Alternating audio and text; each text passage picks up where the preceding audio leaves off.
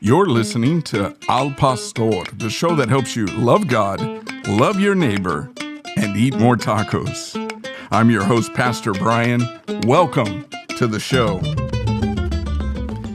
Well, hello. I want to welcome you to the podcast for today. We're going to be covering our reading, which is Leviticus chapter 17, and it's not a whole lot. It's only 1 through 9, I believe. Yeah, Leviticus 17, 1 through 9.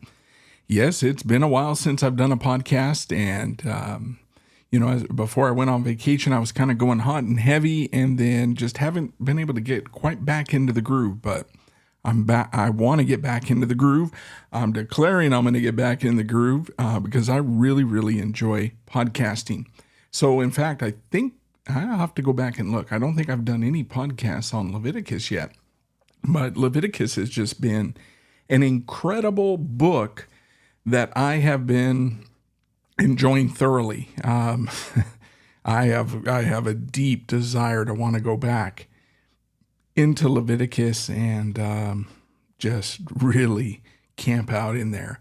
And I think that there is some correlation to where we are in the narrative of the Torah in general, because Israel is camped out. This is covering the period of when they were camped out at Mount Sinai. And so I think equally so, as Christians, we should camp out in this particular portion of Scripture.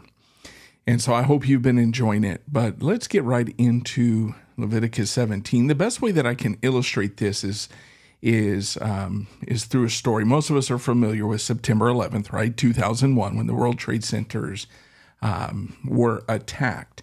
And afterward, there were a lot of different memorials and ceremonies to honor those victims. But one in particular really caught my attention when I heard about it, which is a ship that was constructed called the USS New York. And this was dedicated and built in honor of the heroes who died in the attack of the World Trade Center. And in fact, the bow or the stem, we would call that the front or the nose of the ship, was manufactured of the recovered steel from the World Trade Center itself. And it was implemented into the main hull. This is back in 2005. Again, you can Google this if you want. It's called the USS New York. And they wanted the very front of the ship, the nose, to lead the ship wherever it travels. And the motto of the ship is actually never forget. And one of the Navy captains who watched the steel as it was being melted and poured into the molds for the ship, he said this. He said, "Those big, rough, and tough steel workers treated it with total reverence." And I was really kind of brought back by that phrase, total reverence. And we don't hear a whole lot today or talk a whole lot today about reverence for respected things. And the very fact that these construction workers showed this such a high level of reverence for that steel really reflects their recognition of the importance of the events that happened on September 11th. And in reality, this is a very good definition of reverence. Reverence is recognition of what deserves honor. So that's something good. Maybe you want to write that down or take a note. Reverence is recognition of what deserves honor. And so in our passage today, here in Leviticus 17, it calls for God's people to express their worship of God as the Creator, as the unique one, as the Holy One, as Redeemer, through reverencing the holy things of the Lord. Now, Leviticus 17 is strategically located in the development of the book of Leviticus. It leads the way for the second half of the book. And so scholars have divided Leviticus up in various ways, but the majority divide from chapter 17 to 27. It's known as the Holiness Code. And the Holiness Code focuses on the lives of the people that are living in communion with the Lord and with each other. There is a misnomer out there that Leviticus is just full of just some old, antiquated, dry priestly codes, and that couldn't be further from the truth. There is a lot of examples just for the ordinary people of God that were living within that community. And there's a lot of principles that we can extract out of that as well. Hopefully, you have been fruitful in some of those extractions yourself. Now, since God himself identifies as holy, he is holy, the ultimate expression of holiness, the people therefore must reflect his holiness in every aspect of their own lives. And so chapter 17 gives us an explanation for why all of the sacrifices that have been described from chapters 1 to 16 are effective for making atonement for the sins of the people. Now, the key verse that explains why this is God's ordained way for a continued and sustained life with him is actually found in a verse that we're going to read tomorrow. It's verse number 11. Let's read it together, and I'm going to read out of the New King James. It says, "For the life of the flesh is in the blood, and I have given it to you upon the altar to make atonement for your souls. For it is the blood that makes atonement for the soul." So the blood represents the life that God has created, a life that God has protected, a life that God has delivered on behalf of his people. And so the community is called upon, they're commissioned as a result to honor God and his gifts. Now, I want you to notice that this is his gift. This is grace right here, folks. And I hope you see the grace in it, because it is God that supplies the sacrifice. He is not saying that you are to provide it. It is God's in the first place. And so we honor God by giving reverence for the blood of an animal in lieu of human life. And so there are a few ways that we're going to talk about that people must honor God as creator and redeemer. The first one is by the worship of the Lord exclusively. We see that in our text. The second, I'm going to go through these quickly and then I'll kind of break them down one by one. The second is an acknowledgement of his gifts. And third is by cherishing life, whether it's human or animal. And so these commands, these admonitions, these imperatives, they come out, they rise to the top of this chapter that talk about the proper handling of blood that is given for the forgiveness of people's sins. So let's talk about the first one. The most fundamental way that people can honor God as their Savior, as their Redeemer, as Creator, is by offering worship to him and to him alone. Now, there seems to be an indication in this text that God considers anything outside of the worship of him to be idolatry. Now, for them, it's found in verse 7, is he tells them to quit offering sacrifices to demons after they have played the harlot. Now, we don't have a lot of background to this, so we have to kind of fill in the blanks. So the first question is were they actually out there sacrificing to demons? Whether or not that's the case, we don't know. But we do know that there's a long-established precedent of idolatry that is associated with goats. So wild wilderness creatures were depicted as goats. So we do have that. Whether or not there's a specific deity in mind, whether it's the one that we saw from Leviticus 16 with the sacrifice of Azazel or not, we are not 100% sure. However, what we can extract is that if you go off and you begin to do your own thing other than what God has ordained, he considers that idolatry. So we see that God has his divine stake or his divine claim on the exclusive worship on him and him alone. Now, what does that have to do with us today? Well, there's an interesting connection, and I hope that I'm making this correctly, because the word, depending on your translation, that's found in verse 7, where it says that they sacrifice to demons. That's how it says it in the New King James. In the ESV, let me pull that up because it actually says to goat demons. And so if you are to look up that word, goat demons, that is in fact actually what it refers to, a hairy, dirty, ugly goat demon. Interesting, the same root word is the word that is used to describe the hairiness of Esau. So what would the connection be there? And I really kind of sat on this and I thought about this because they're both there. So if you remember, like in Genesis, this is found in Genesis 25:25, it describes Esau as coming out red and hairy. Same root word. Well, we see depicted from Esau's life that Esau decided to go his own way, apart from God. And there is a typological application in this, in that if you don't do it God's way, you are going to be against God.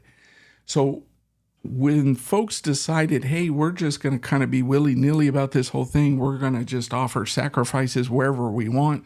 No. God says that is idolatry. In fact, we see this develop once Israel gets settled into the land. They begin to establish cultic worship centers outside of God's ordained place. God ordained for it to be in Jerusalem. That doesn't mean that there were times that they could not if God ordained it, but we see in particular like the tribe of Dan and shrines that were being set up at other places. And so God is putting his stake in the ground, and he says, you are to worship me and me alone, because our God is one, and it is to be in the way in which I prescribe, in the place which I prescribe. So what does that have to do with us today? You know, a lot of folks just kind of want to do their own thing. I would call them ecclesiastical lone rangers. They've got their own thing going on. It's just me and God, and we're good. But God has ordained our life to be lived within the context of community within the life of the church. And I've explained this several times, but it's worthy of repetition. God has ordained something special. You can by all means, you boldly approach the throne room of grace, and we are to do that. Have your personal, private prayer time. But something special happens when we get together as a people of God, right? And yes, you can get together with a couple of friends and have just a good old-fashioned prayer meeting, and I encourage that because you should. But when the corporate body comes together, it is one of the highest expressions of praise because Christ died for the church.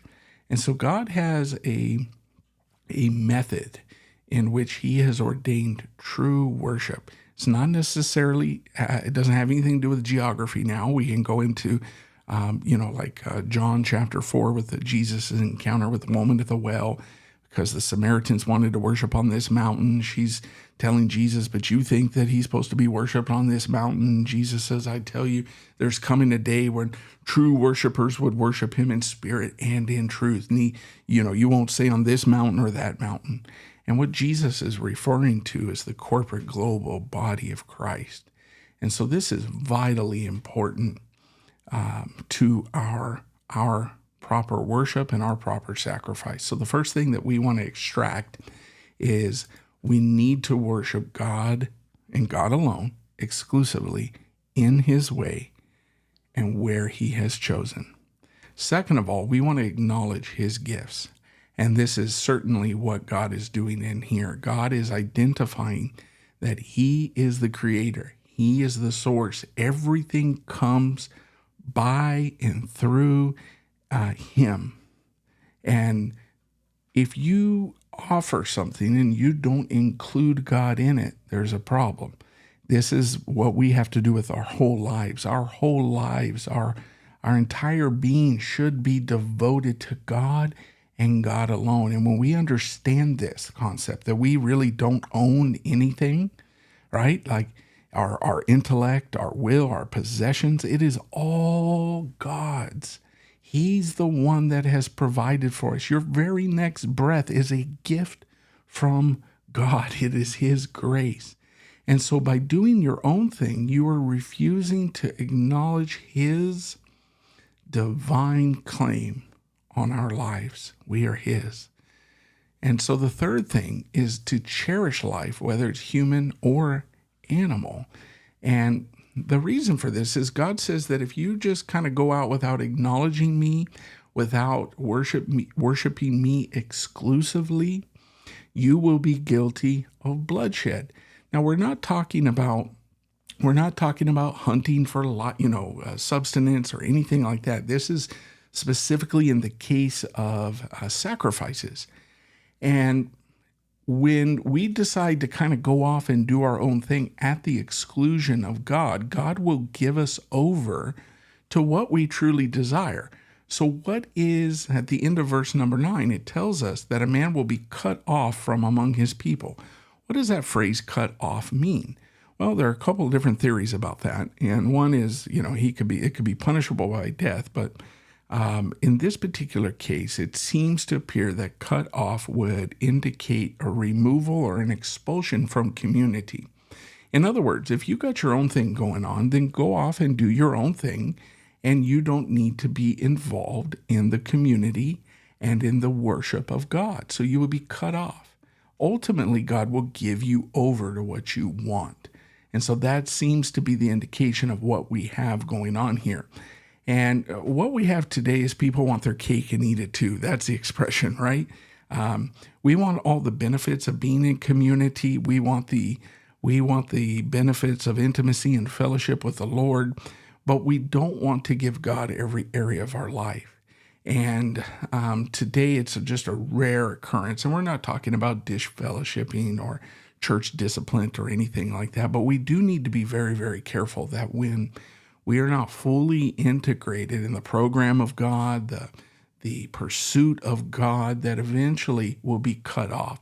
And I truly wonder sometimes is when we see people that are have fallen away, or you just start to see church attendance become sporadic or it's not a priority, eventually what ends up and inevitably happening is the falling away from the Lord. And it's not so much that God is pushing down the gas on that person as he is like just kind of releasing them, giving them over to the desires of their heart. Because once we start to kind of go our own way, God will just say, you know what, have at it. And so we see a glimpse of that here. God says, you know what, hey, cut them off. You're going to do your own thing. You don't want to go through the priesthood. You don't want to approach me in this way. Rather than jeopardize the fellowship, the intimacy, the communion, the holiness of God, hey, go out, start your own thing. And hey, let's face it, a lot of folks have that happening today. They do, in fact, go do that. They start their own thing. And that's a whole different episode right there that we could talk about. But I hope you guys are doing good. That's a little bit on Leviticus chapter 17. If you want to sink your teeth into something, go ahead and go into verse 7. I know some of the kiddos, at least from Noah, he's interested in these goat demons. And that's okay. Hey, go through, search it out. Check it out. Tell me what you come up with. And if you got any questions, comments, or you want to talk about something, just let me know. And we will see you on the next episode.